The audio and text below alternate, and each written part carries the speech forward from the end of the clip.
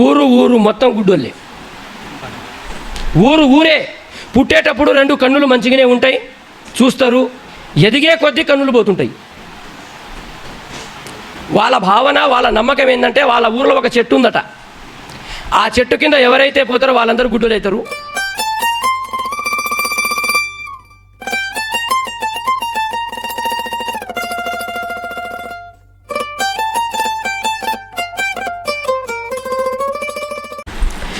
మొదటగా మనల్ని కని పెంచి పోషిస్తూ ఇప్పటికీ ఎన్ని తప్పులు చేసినా, తప్పులే కాకుండా ఎన్ని పాపాలు చేసినా చాలా ప్రశాంతంగా మనకి సమయాన్ని ఇస్తున్న దేవాది దేవునికి, మన ప్రభు లోకరక్షకుడు యేసుక్రీస్తు ప్రభుల వారి యొక్క శ్రేష్టమైన ఉన్నతమైన నామంలోనే ఆ దేవాది దేవునికి స్తుతులు, స్తోత్రాలు, కృతజ్ఞతాస్తుతులు తెలపరుస్తున్నాను.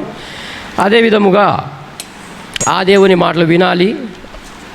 విన్న మాటను ఏదో అలా వినేసి వెళ్ళిపోయామని కాకుండా శ్రద్ధగా విని శ్రద్ధగా పాటించాలని వచ్చిన వారందరికీ యేసుక్రీస్తు పేరిట నా వందనములు, నా శుభములు తెలియపరుస్తున్నాను.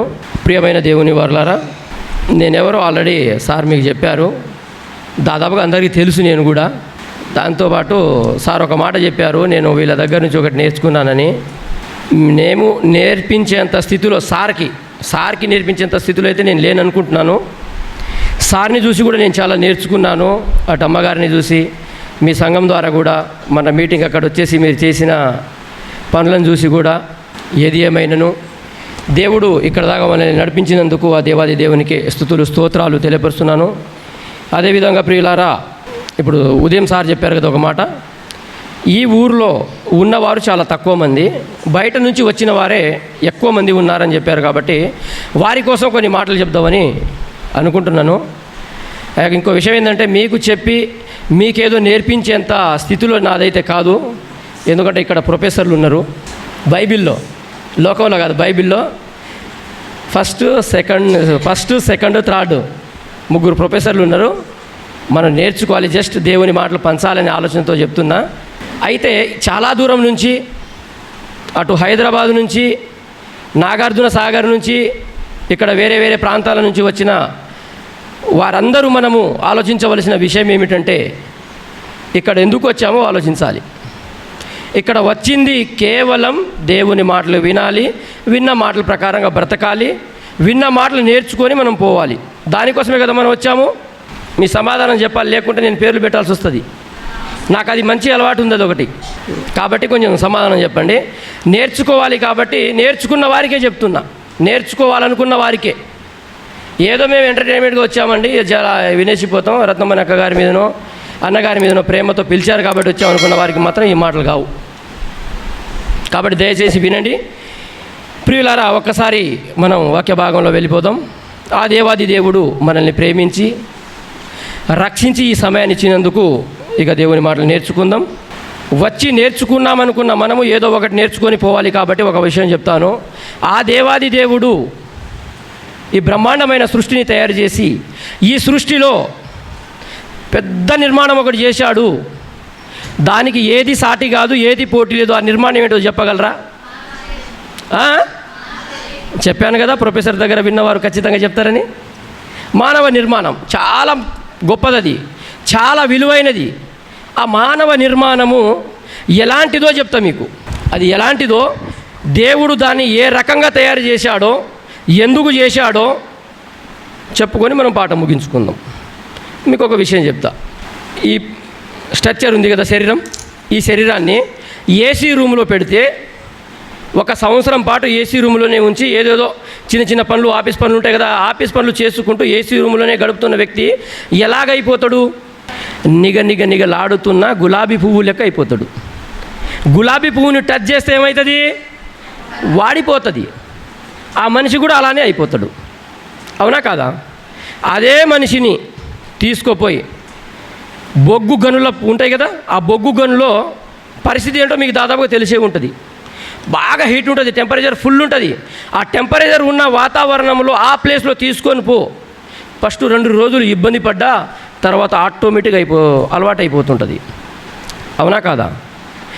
ఇది ఎందుకు చెప్తున్నానంటే, దేవాది దేవుడు ఆయన చేతులతో తయారు చేసి ఇచ్చిన ఈ దేహాన్ని ఎందుకు తయారు చేశాడో, ఎంత ఇంపార్టెంట్ అని తయారు చేశాడో, ఎంత విలువైన దేహం నీకు ఇచ్చాడో, ఆ దేహాన్ని నువ్వు ఎలా వాడుతున్నావో నీకు అర్థం అవ్వడం కోసం ఈ మ్యాటర్ చెప్తున్నా. మీకు ఇంకో విషయం చెప్తా వినండి ప్రియులారా. ఇదే దేహము బండి మీదనో, కారు మీదనో, లారీ మీదనో పోతున్నప్పుడు యాక్సిడెంట్ అయిపోతే ఎన్ని ముక్కలైతాయో అన్ని ముక్కలైపోతుంది. మెదడుకి గుండెకి ఏం కాకపోతే ఎన్ని ముక్కలు చినిగిపోయినను దాన్ని డాక్టర్ దగ్గర తీసుకుపోతే కుట్లు వేస్తాడు, ఎమ్మటి అతికిపోతుంది. అవునా కాదా? అలా దాదాపుగా ఒక 10 పార్ట్స్, 10 ముక్కలైపోయిన శరీరమే మీతోటి మాట్లాడుతుంది. అలా ఎరిగిపోయిన శరీరము హాస్పిటల్లో వెళ్ళిపోతే ఒక నెల రోజుల్లో సెట్ అయిపోయి ఇలా వచ్చి మాట్లాడుతున్నాను అనుభవంతో. ఎందుకంటే దాంతోపాటు నా వృత్తి మీకు తెలుసు. నేను ఆర్ఎంపీ డాక్టర్ని. చాలామందికి నేను చూస్తుంటా, చేస్తున్న పని కూడా అదే. ఎంత విలువైన శరీరము. చిన్న నా కుమారులు, నా పిల్లలు చిన్న చిన్న తప్పులు, చిన్న చిన్న మిస్టేకులు, లేకుంటే ఈ ప్రకృతి వైపరీత్యాలలో ఏదైనా జరగరానిది జరిగితే అయినా కానీ ఈయన తొందరగా మరలా నా దగ్గరికి రాకూడదు, సెట్ అయిపోవాలని ఆలోచనతోటి దేవాది దేవుడు చాలా మంచి శరీరాన్ని మనకి ఇచ్చాడు. అవునా కదా? సరే, ఈ ప్రకృతి వైపరీత్యాలు కానీ, యాక్సిడెంట్లు కానీ, నువ్వు ఆ ఏసీలో కూర్చోకున్నా, నువ్వు బొగ్గుగన్లో పని చేయకపోయినా, ఇంట్లో కూర్చొని తింటే 30 కేజీలు ఉన్న మనిషి 130 కేజీలు అవుతాడా కాడా? ఆటోమేటిక్గా అయిపోతాడు.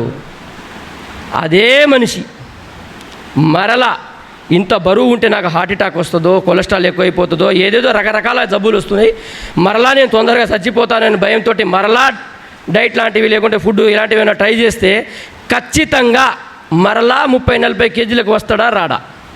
వస్తాడు, సింపుల్గా. ఇది మనకు తెలిసిన విషయమే. అవునా కాదా? ఇదంతా ఎందుకు చెప్తున్నానంటే, ఈ శరీరాన్ని నువ్వు ఎలా వాడుకుంటే అలా వాడుకోవచ్చు.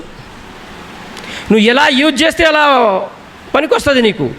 నువ్వు ఎలా మలుచుకుంటే అలా నీ చేతిలో వాడుకోవచ్చు నువ్వు. అంతటి బ్రహ్మాండమైన ఈ శరీరము దేవుడు ఇంతకు నీకెందుకు ఇచ్చాడు? అర్థమవుతుందా? ఏ మేకలో, ఏ గొడ్లో, ఏ పశువులో ఏది చనిపోయినా మనం డాక్టర్ దగ్గర తీసుకుపోయి కుట్లు వేపియం. కాలు ఇరిగింది కదా, కోసేద్దాం పదండి, అదే ఆలోచన. కానీ మనిషిని చివరి దశలో 80 సంవత్సరాలు వచ్చినా ఆ ముసలోడు బాత్రూంలో కాలు జారో, లేకుంటే బండ మీద కాలు జారో పడ్డా ఎమ్మటి హాస్పిటల్ తీసుకుపోయి మంచిగా చేయించుకుంటాం మనం. కానీ పశువుల లెక్కైతే మనం చూడం. అంటే దేవుడిచ్చిన దేహం చాలా విలువైనదనే విషయం మీకు అర్థం అవ్వడం కోసం చెప్తున్నా. అయితే ఈ దేహంలో చాలా పార్ట్స్ ఉన్నాయి, భాగాలు ఉన్నాయి, అవయవాలు చాలా ఉన్నాయి. కొన్ని ఇంపార్టెంట్ అవయవాలు ఏమైనా చెప్పగలరా? కిడ్నీ,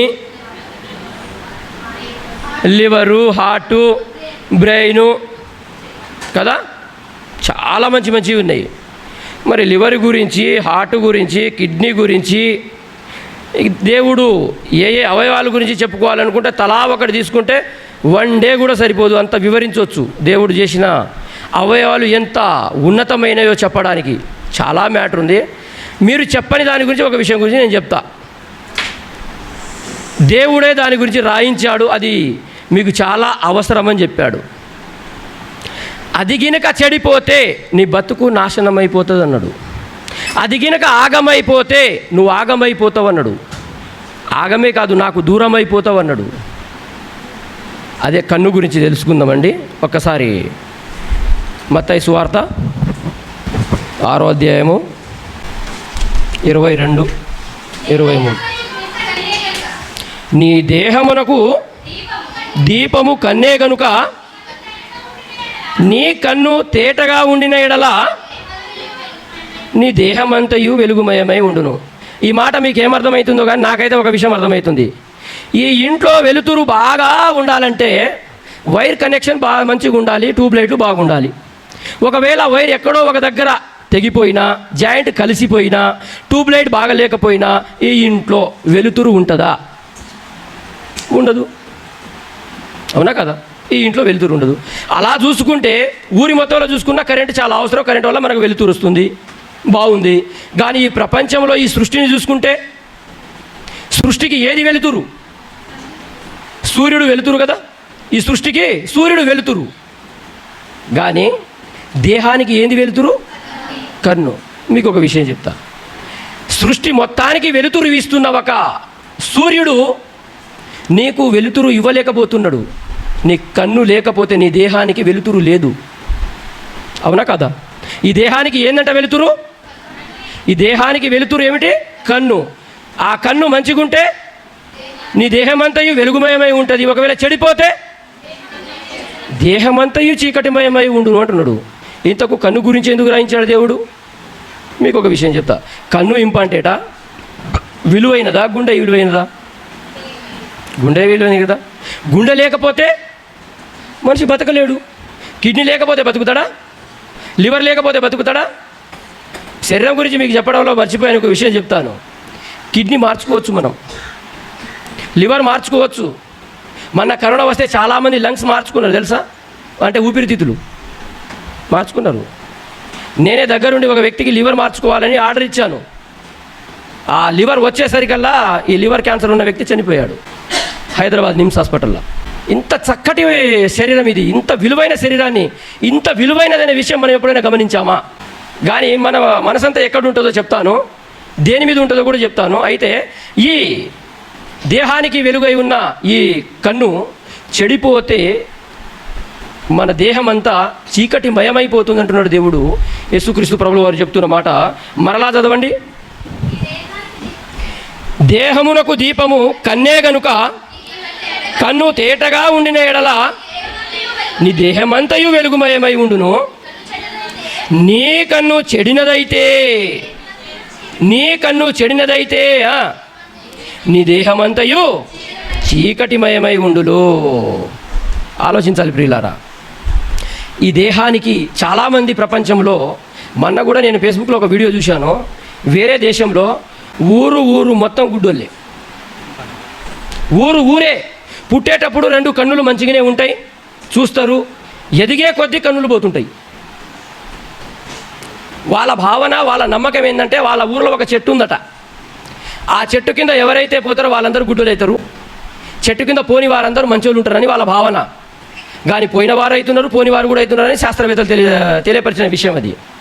ఈ మ్యాటర్ ఎందుకు చెప్తున్నానంటే, కన్ను లేకపోయినా, నువ్వు కంటితో ఈ లోకాన్ని చూడలేకపోయినా, దేవాది దేవుడు నీకు ప్రాణం ఇచ్చి, ఈ దేవాది దేవుడు నీకు వాతావరణాన్ని అనుకూలంగా ఇచ్చి శరీరాన్ని పోషిస్తున్నాడు, ఊరునే కాపాడుతున్నాడు.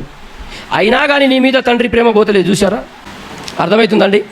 ఆలోచించండి ఒకసారి. దేవుడు మన మీద పెట్టిన బాధ్యత ఏంటిదో చెప్పడం కోసం ఇదంతా చెప్తున్నా మీకు. ఒకసారి వినండి, ఆలోచించండి ఒకసారి. ఒక కన్ను లేకపోతే శరీరం అంతయు చీకటిమయమైపోతుంది అంటున్నాడు. ఇంతకు ఇంకో వచనం కూడా చూసుకుంది. అదే మత్తయి సువార్త 5వ అధ్యాయము 29వ వచనం. నీ కుడి కన్ను నిన్ను అభ్యంతరపరిచిన ఎడల దాని పీకి నీ యొద్ద నుండి పారవేయుము.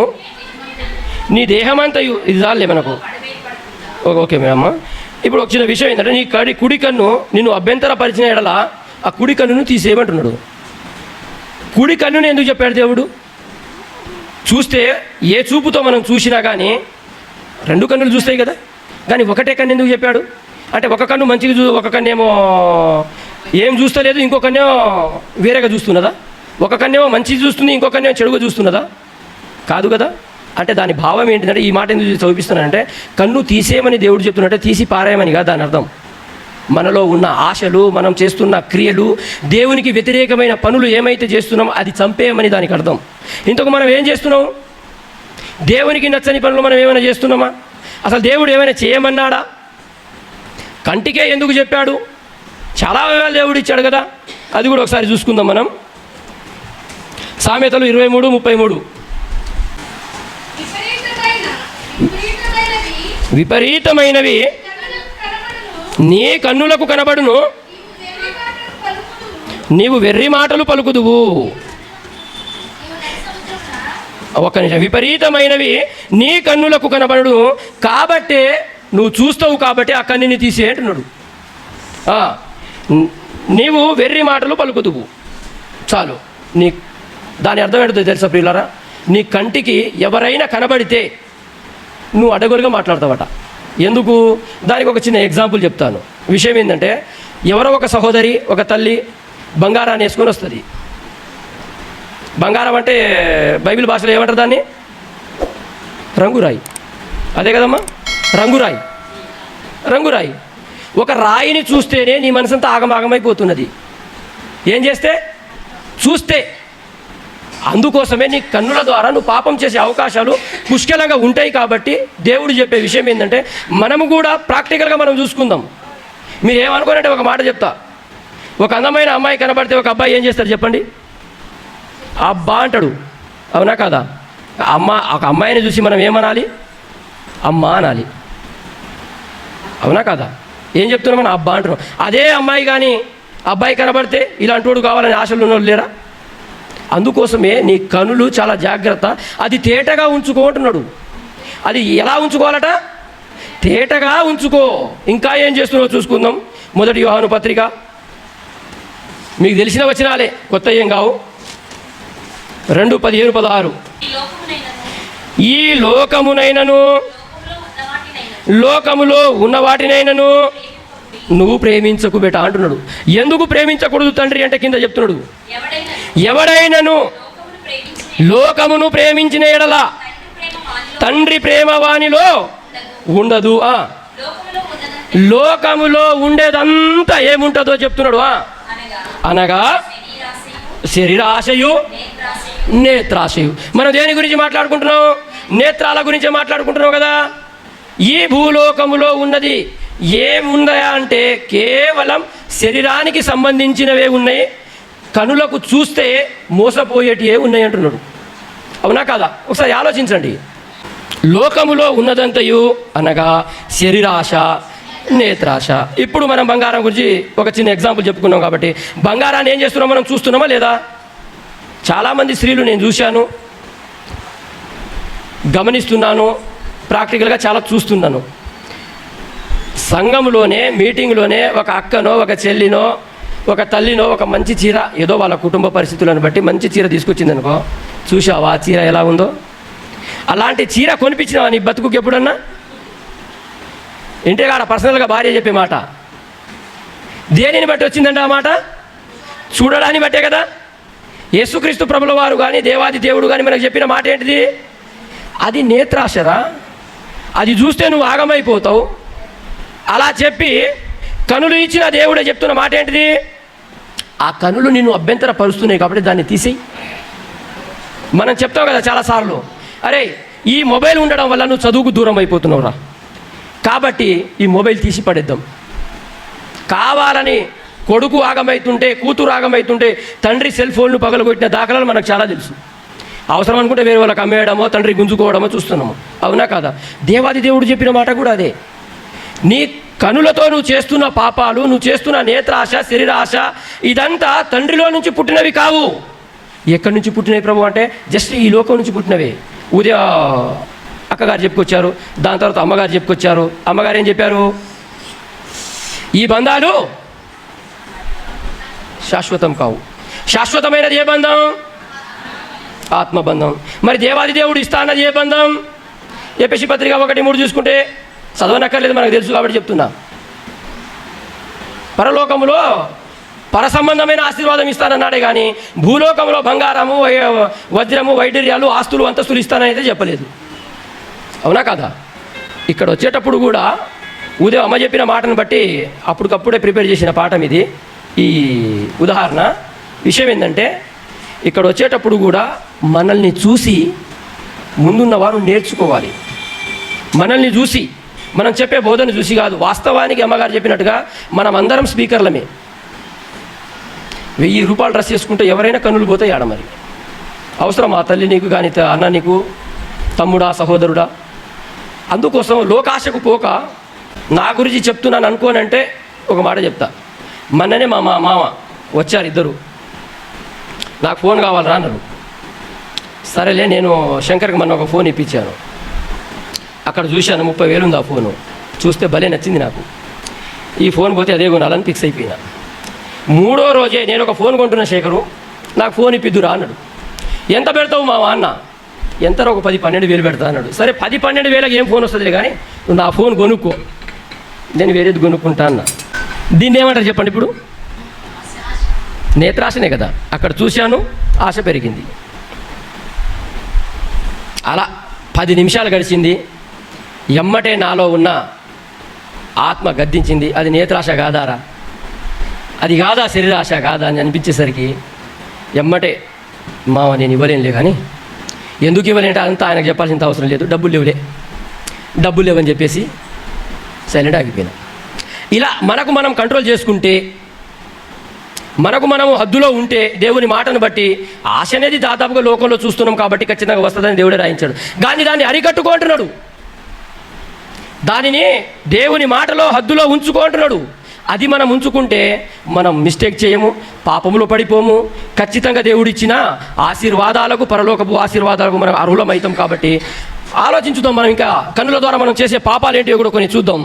కీర్తన 119:37. వ్యర్థమైన వాటిని చూడకుండా నా కన్నులను త్రిపివేయుము.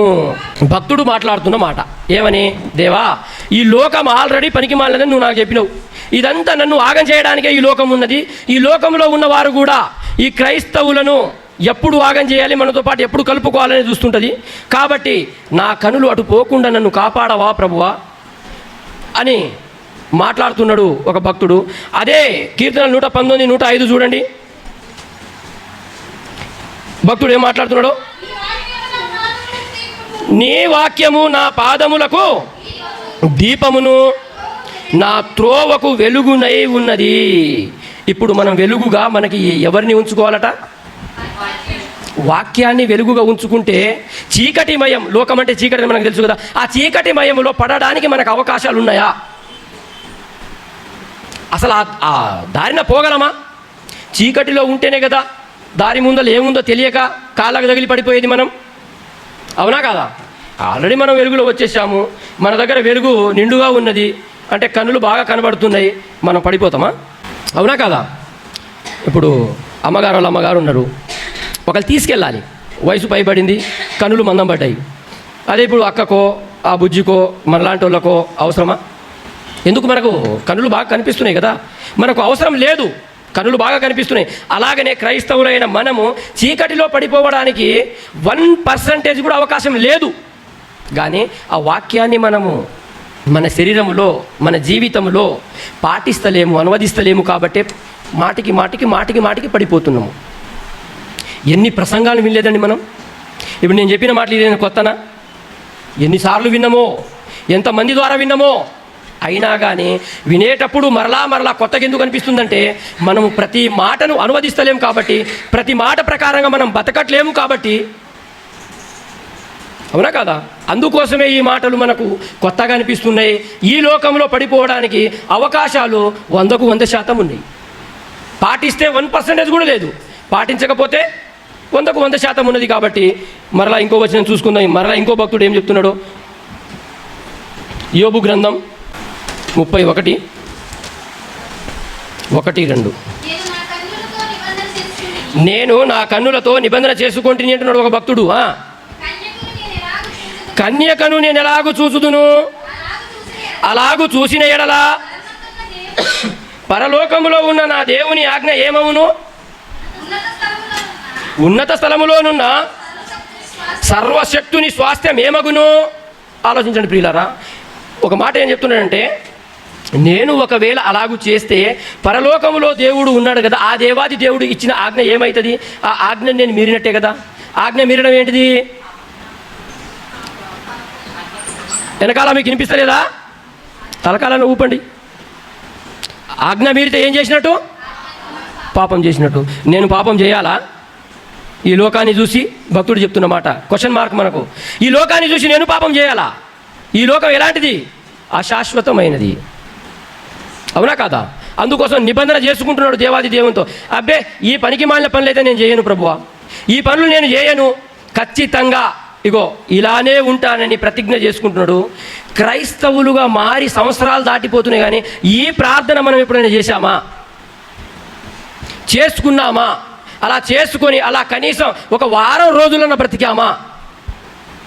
ఒకసారి నాకు చెప్పాల్సిన అవసరం లేదే, కానీ మీ ఆత్మకు మీరు ప్రశ్నించుకోండి, మీకు మీరు ప్రశ్నించుకోండి, ఒకసారి అర్థమవుతుంది.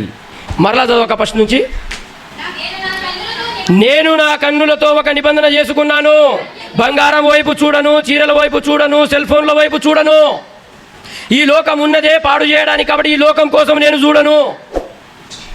విశాఖపట్నమో, గుంటూరు, అమరావతి, విజయవాడో, హైదరాబాదో పోతే డాబాలు కనిపిస్తాయి, అవునా కాదా? ఒక్కొక్క ఇల్లులు చూస్తే చూడబుద్ధి అవుతుంటుంది, ఎల్లబుద్ధి కాదు అసలే. అలా ఉంటుంది. డ్రెస్సులు చూసుకున్న, ఇల్లులు చూసి, ఈ లోకం అంతా ఇంతే, దీనికంటే ఎక్కువ ఏం చెప్పలేం. ఈ లోకంలో ఉన్నవే అవి. వాటికి నేను చూడకుండా నా కన్నులతో నేనే నిబంధన చేసుకుంటున్నాను భక్తుడు.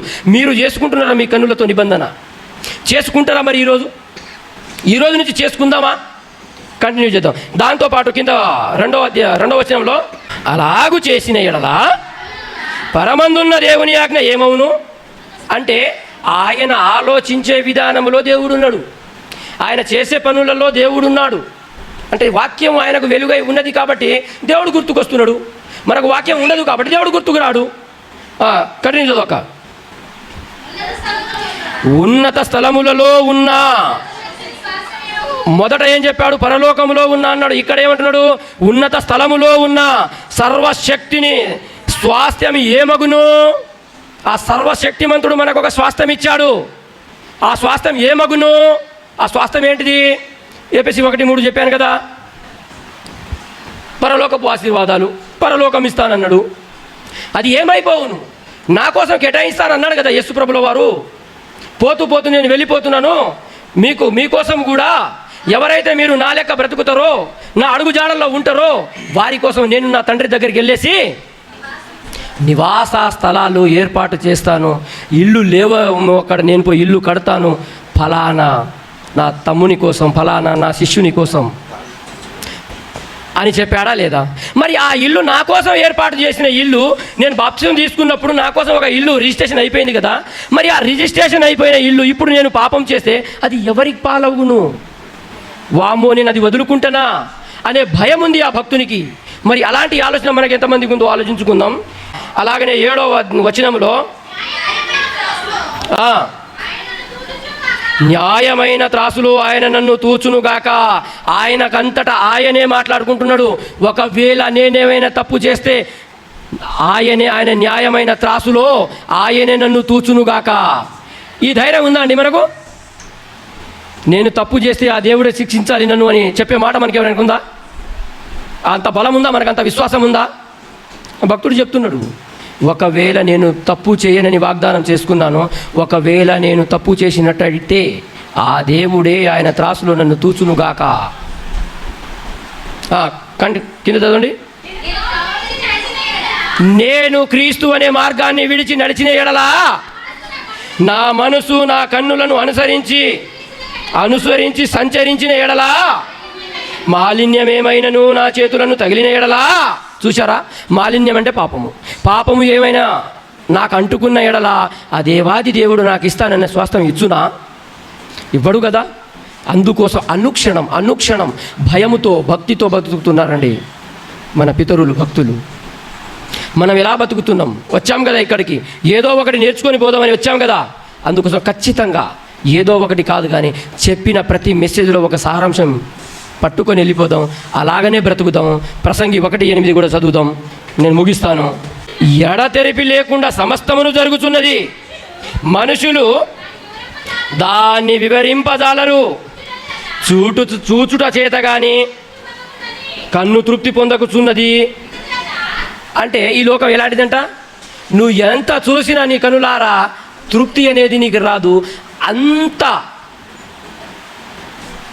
అందంగా కనబడుతుంది నీ కన్నులకు ఈ లోకం. కంటిన్యూ. వినుట చేత చెవికి కూడా తృప్తి కలుగుటలేదు. కానీ ఇది మీరేమన్నా కొత్తదనుకుని మోసపోయారు. ఇది ఇప్పటిది కాదు, మునుపు ఉండినదే కానీ కొత్తదేమి కాదు నాయన అంటున్నాడు.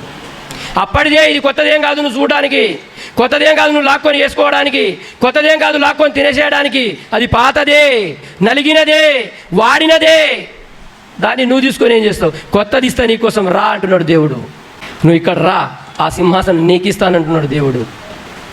రా, కదిలి రా అని. కాబట్టి ఆలోచించాలి మనం. ఆ దేవాది దేవుడు పిలుస్తున్నాడు, లోకాన్ని చూడకు అంటున్నాడు. ఒక వచనం చెప్పాను కదా నేను, దాన్ని మనం చదువుకొని ముగించుకుందాం.